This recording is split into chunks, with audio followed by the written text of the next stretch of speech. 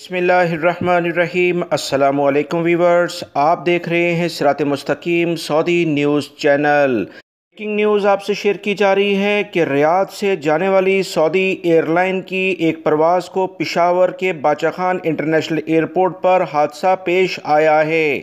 اہم ترین ذرائع سے جو اطلاعات آ رہی ہیں کہ باچا خان ایئرپورٹ پر سعودی ایئر لائن کی پرواز جیسے ہی لینڈنگ کر رہی تھی تو اس میں آگ لگ گئی۔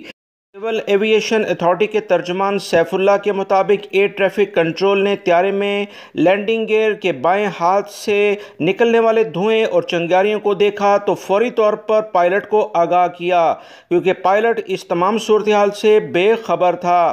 مزید اطلاعات کے مطابق ہوائی اڈے کے فائر اینڈ سیکیور سیکشنز کو فوری طور پر الرٹ کیا گیا، جس نے فوری طور پر پہنچ کر طیارے میں لگی ہوئی آگ کو کنٹرول کرنا شروع کر دیا۔ الحمدللہ وہ آگ بجھانے میں کامیاب ہو گئے۔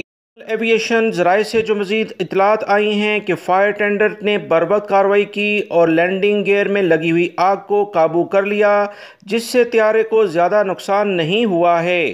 تمام مسافر جو کہ 276 کے قریب تھے اور عملے کے 21 ارکان فلائٹ سلائڈ کے ذریعے بحفاظت نکال لیے گئے ہیں۔ الحمدللہ یہ سول ایویشن کی ایک بہترین کارروائی ہے جس پر انہیں خراج تحسین پیش کیا جاتا ہے۔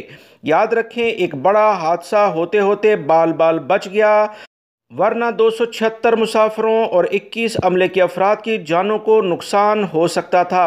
پشاور ایئرپورٹ حکام نے بتایا کہ ایئرپورٹ آپریشنل ہے اور تمام پروازیں اپنے شیڈول کے مطابق جاری ہیں۔